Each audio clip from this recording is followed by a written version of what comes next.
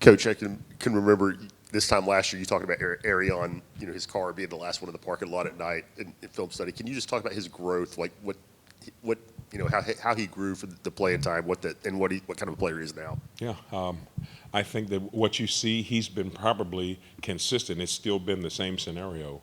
When you come here in the morning, he'll be the first one here. You come here at night, he'll be the last one leaving. And now I think from a leadership standpoint, what he's done is really turn into the player-led organization, part of the program, where he's making sure the rest of the guys are doing some of those same things. So it's not just him dealing with the linebackers, but him also dealing with the secondary, the D-line, the O-line, and just his communication that he has around the guys on the team. And that's what you want when you take the next step in leadership. And he's also doing the same thing. We talk all the time where in order for you to be a dominant linebacker or dominant player that's known, it is about leadership and production, and he is producing on the field as well.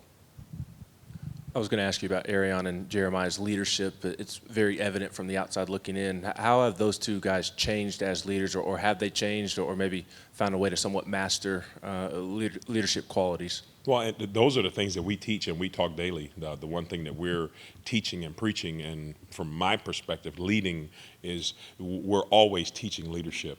So from a leadership standpoint, they have evolved into being better leaders. And most of the time that's going to happen with what you have to do with your actions and what you have to do, what you call sweat equity, the work that you put in around your teammates, because everyone's going to see that. You can be a very good leader with you having to say nothing, but you having to have great actions. If you have great actions, everyone's going to be able to follow you. Luckily, those guys can act and speak now. So that's what you're seeing is a culmination of some of those things that have happened over the last year and a half, 2 years for them.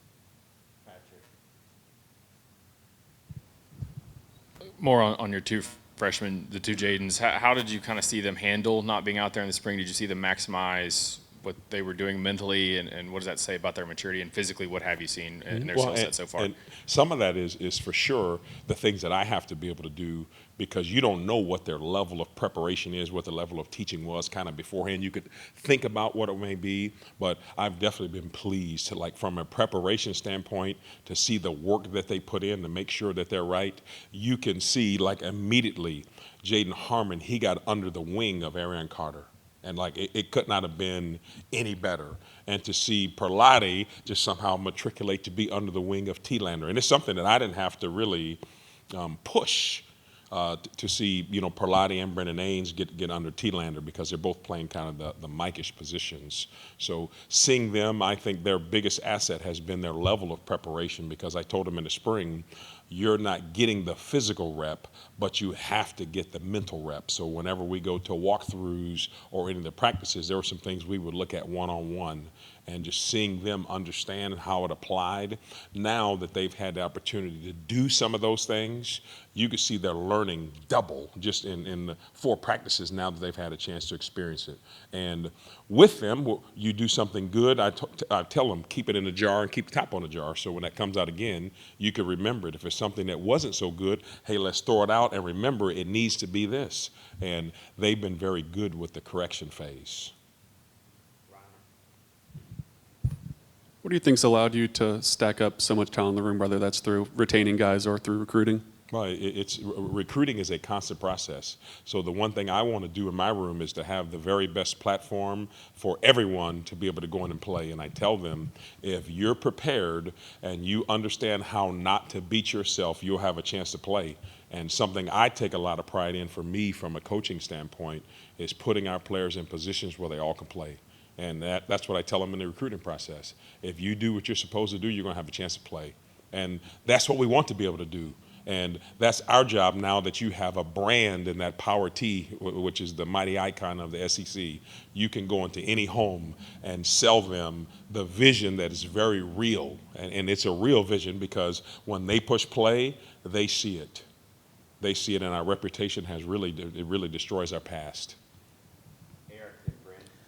Edwin Spillman obviously missed a lot of time last year, but when healthy, he played. How have you seen him grow from when he came in here to where he is now, and kind of what are your expectations for his role this year?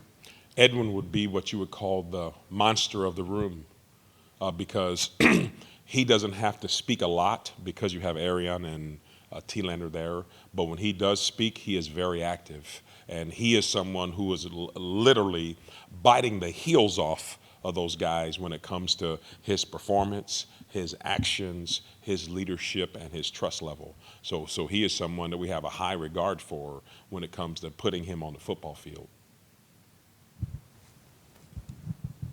I'm curious how you go about dealing with a room that has a great separation of experience and youth, because obviously Arian and T-Lander have played so much. Then you've got 4 guys who basically have not played hardly at all. How do you manage going at the pace you need to go at, but to make sure the young guys are not swimming and drowning, so to speak, to go at the pace of the veteran guys? Well, we tell them the life that you're going to be in, it's like you're drinking from a fire hose. But also, I want to make sure that you know, even though some of the guys like Arian and T-Lander, they have playing experience, I keep the heat turned up on them as well, so they don't know that they're an experienced player. What I'm able to do is to give them level 300 questions to some of the situations, and I can keep some of the younger players at level 100 and bring them along slowly but surely. And luckily, as we have time and you endure the growth process, everyone still gets matriculated into the same systems, into the same teachings. So that's been the one thing that we've done with our process, is a lot of times I do get some time with the young guys, just specifically only them, so I could bring them along. And we also bring in the older guys or the veterans who have played before, where they get with them and bring them along, and that's how you become player-led. And for us, that's our mission, is to make sure that the separation isn't so far between the new players that don't have a lot of playing experience, combined with the players that do have a lot of playing experience. Because in our system and our ward that we live in, young guys don't have time to be young. With mentioning that Harmon is kind of under the wing of Carter and then Perlotti under the wing of T-Lander, any early glimpses of those young guys that kind of resemble those older guys, Harmon under Carter and then Perlotti under T-Lander? Yeah, absolutely. When you talk about seeing flashes, holy smokes. Like, let's say just with Perlotti, I have to keep a rope on him because he is the one where you have to say whoa instead of sick 'em. When the ball is snapped, he goes 150 miles per hour all the time, all the time. Harmon is your quiet leader, where he'll be so prepared and he knows and understands everything that's going on. He's like a slither as he finds his way around, and he's always around the football. And that's exactly what you want and what we've seen the last couple of days.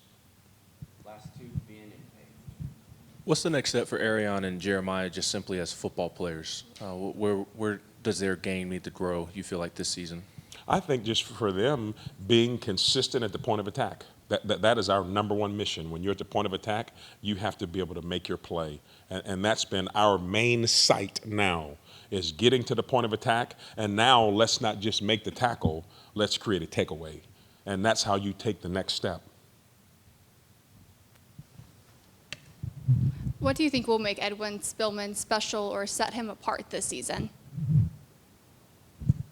His ability to attack, and that's where he's the combination of both Arian with his speed and physicality and T-Lander with his ability to run through a wall. Like if you had a brick wall up, he's like the Incredible Hulk because he is going through the wall. And that's literally exactly what we love about Edwin. And I think that's where he's going to continue to keep on rising. He's like yeast. Every day he gets better, he gets taller, he gets bigger. Everything that you want out of a player, it's a blessing to have him on our football team.